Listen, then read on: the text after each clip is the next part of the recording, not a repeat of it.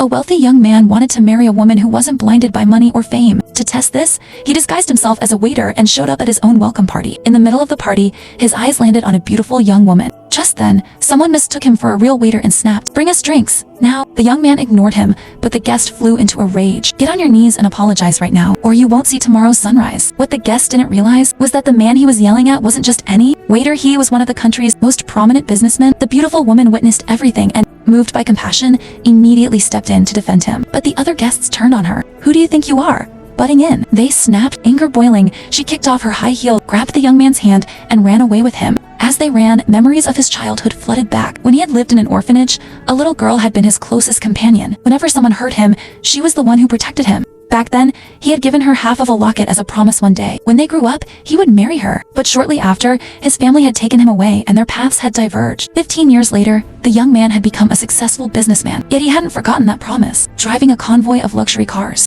he returned to the orphanage, determined to find and marry his childhood friend. But the orphanage director informed him that she had left many years ago. Heartbroken, but resolute, he vowed that he would spend his entire fortune if needed to track her down. Meanwhile, the young woman had found her mother, but her mother refused to acknowledge her as her daughter. For years, she had lived as a wealthy man's second wife, and now she was about to take control of the household. Fearing that her daughter's existence could ruin everything, she turned her away. Fortunately, the house's owner and his real daughter were kind-hearted. They allowed the young woman to stay, giving her hope that she had finally found good people. But her mother and stepsister had other plans. They conspired to send her to the wealthy businessman, hoping he would marry her and in doing so, elevate their own fortunes. Refusing to marry, she suddenly became a target for their darker schemes. Hit like and subscribe to see what happens next.